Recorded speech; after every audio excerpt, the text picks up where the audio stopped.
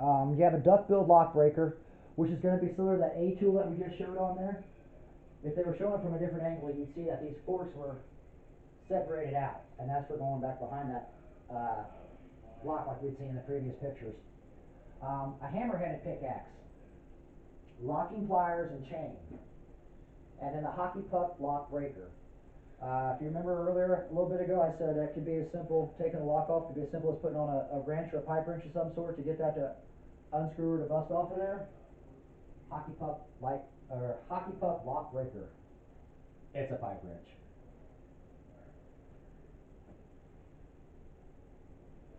I see it, guys. I see it. I understand. I feel you. I know it's early. We worked late last night.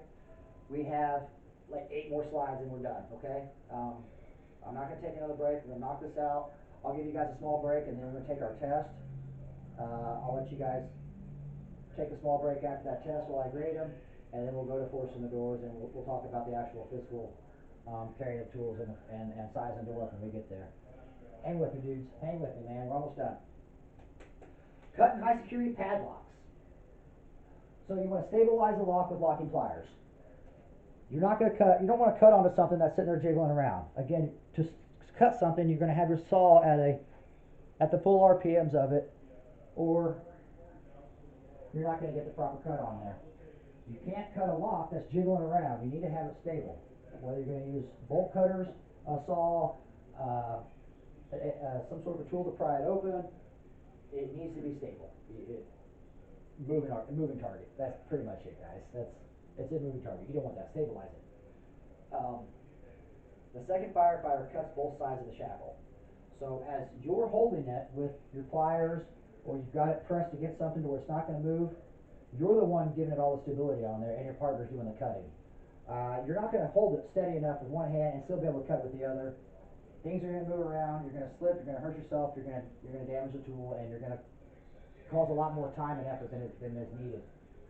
A lot more time and effort than we probably have. How can various tools be used to force entry through locks and padlocks? So we discussed earlier that you have many options of going through locks and padlocks. The K tools, A tools, bolt cutters. Some screwdrivers will work. You can unscrew the screws from the haft. Secure that lock into a stable manner so that you can actually put your tools to it and use it. You can take the front of your bolt, take the front of your deadbolts off. Some of them unscrew off of there, the actual housing around it, and some actually have to be forced and popped off. Again, once you get in there, it's going to have an opening in there that your key actually goes into and forces a mechanism to either turn or slide. And you're going to manually do that with either a shove knife or one of your tools that come with your K tool or your A tools. All those are going to get you through there. Again, there's not one certain way to do it. It's what works best for you and the time you have allotted to you with the lock or the door that you have in front of you. Forcing overhead doors. You're going to cut an opening. You're going to lift the door, and you're going to use vice grips to the rail. Again, there's other methods. Some people do the little TP cut. I feel like that kind of restricts you from going in and out, carrying tools, carrying people, dragging a hose. I prefer to cut the entire bottom of it off, or cut the locking mechanism out like they did, and then raise the door. What they've done is they've taken their locking pliers, and they put it on the rail itself, so that when the door comes down, it hits that locking pliers and doesn't go any higher, doesn't go any lower. Keeps your taller firefighters from hitting their head when they go through. Not everybody's short like me. Doing that will also keep the floor clear. When you're dragging your hose and you're coming in and out, you've got your clean working area. Again, you don't want to be tripping over anything. You don't want to be dragging your hose across sharp cut metals. All that stuff's out of the way when you cut an opening in the door and raise it up. If you're unable to do that, you actually have to cut straight across or cut a doorway out of it. Pull those sections of door out and move them to the side. Nobody should have to be walking on those, dragging hoses, tools, people, whatever, across that stuff. That's just more dangers you're adding into an already dangerous area. Warning! Block all overhead doors in the up or open position to prevent injury to firefighters if the built-in control device fails. So the built-in control device that they're talking about are going to be the brakes that would hold the garage door open, or the springs that would hold the garage door back, or help raise it. With heat, metal expands and such, those will fail. Things fail at the worst opportune time, so always secure that. It's not going to fail until you want to use it. That's just dumb luck. It's how it works. Always look ahead and actually protect that stuff and lock those things in place. Forcing fire doors. I mentioned earlier the doors with magnet locks and such. Fire doors are designed to cover doorway openings and braided separation walls to prevent spread of fire from one building or room to another. They will stay open with a electronically actuated magnet on the wall. When a smoke alarm, fire detector, anything like that sets off in that zone, those magnets will release and that door will close and magnetize to the jam itself and be closed and stay closed to stop fire spread.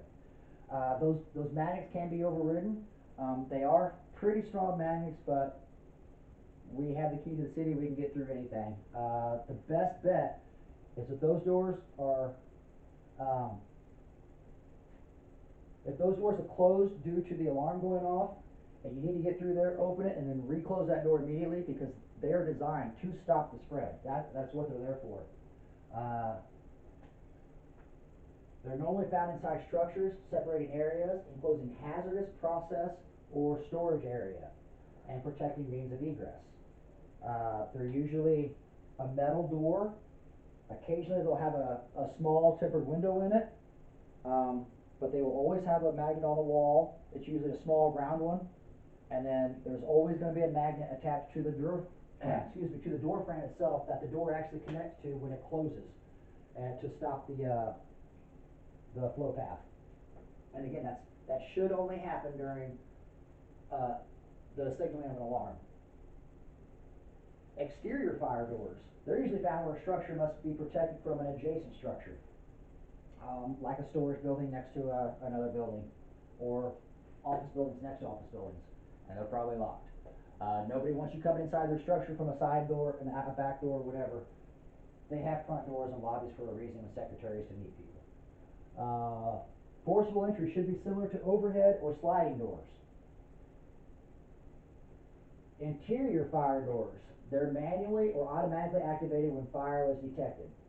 And like I said, as soon as the alarm hits, that magnetic device on the wall will release, and it will charge up the magnetic device that's on the frame itself, or on the jam itself, that will hold the door closed. And generally they have spring-loaded hinges also that make them want to close no matter what. And they'll only operate when there is fire. There shouldn't be a malfunction where you'd have to they're on relays, so that you shouldn't have a magnetic door frame working that hasn't been signaled by the alarm. Again, pre-incident planning will let you know where those doors are at and which your buildings are in your district will have those.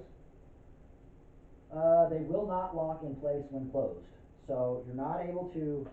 The only style of lock that they technically have is that magnet, and that magnet's only held there because of the fire alarm system itself.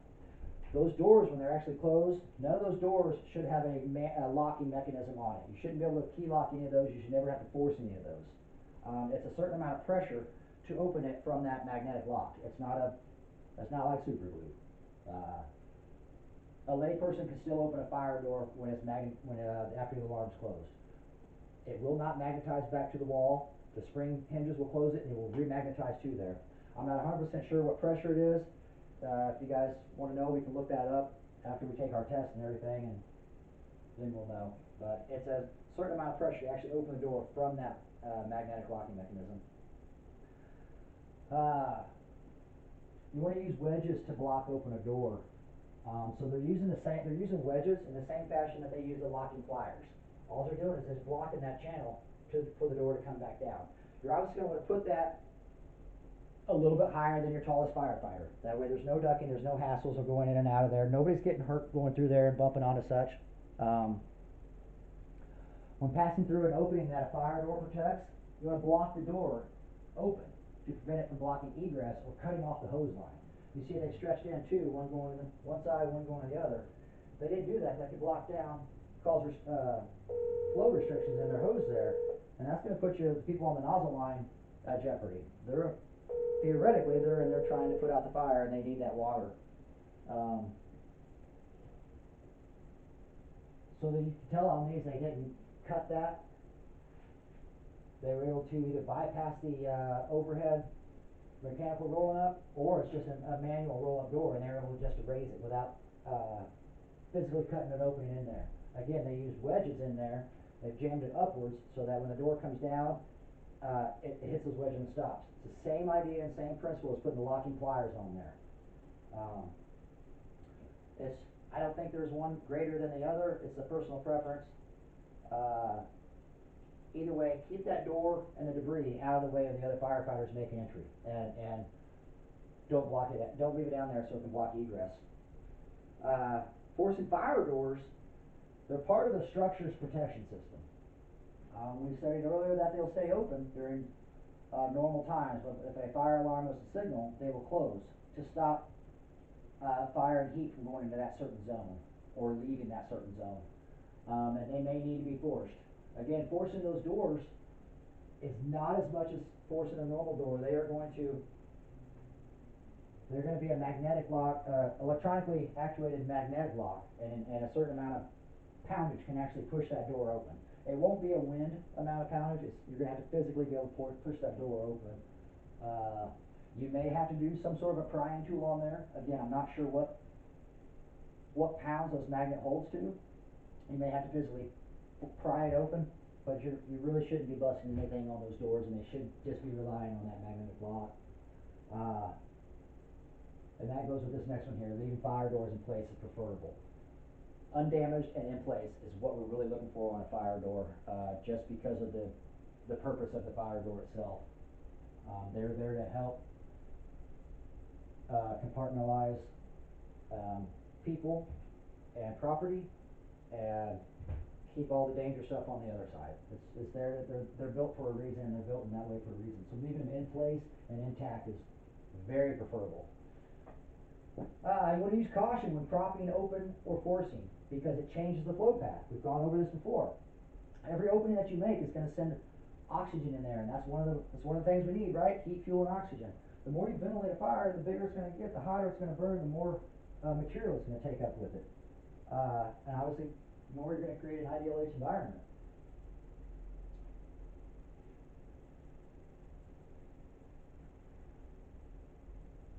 All right. I know, we had a long night, I get it. We're done. You guys have any questions or anything? Just gonna stare at me. Yeah.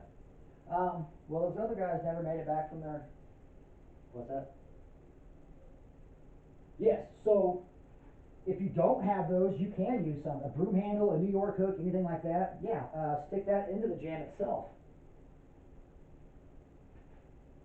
Yeah, so it doesn't have to be anything you have. A lot of times there's a broom or a mop. Shove that thing in there. Just be mindful of how high that doorway is. Are people going to be coming backwards, dragging a patient, hitting their head on it? Are people going to have to come through and duck out underneath it at all time? Is that mop handle, broom handle going to be sturdy enough to hold the weight of that door? Are you going to want to use a New York hook or something along those lines? I think that's probably why they've got you using wedges and locking pliers, is because they're small and they're actually out of the way and they're durable. I would assume that's why they got you using those. There's nothing for you to get snagged on and hurt with those. They're actually in the jam itself, or the track itself. That's probably why. Yeah, after the test, we're gonna go through some doors. We're gonna size up the ones here in our station. I'm waiting on a phone call back from a neighboring department to see if we can come out and use their forcible entry prop.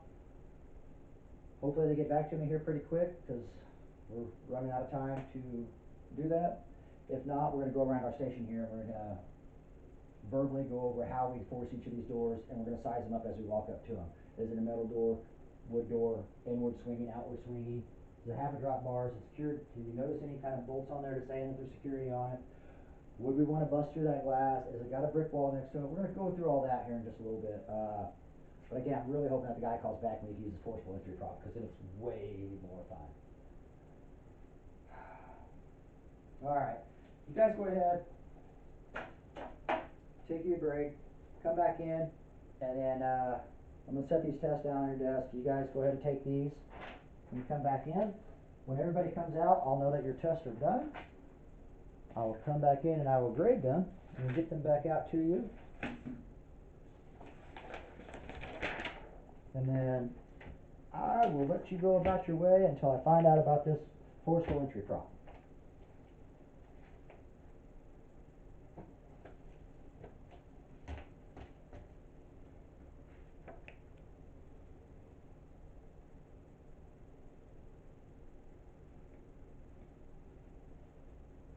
I'm going to put a few of these things away. I know a couple of you guys are going to take that break, and a few of you guys have already started. I'm fine with that. When you're done, you're done, buddies. Appreciate it. Thank you guys for coming in. Hope you're able to take something from this.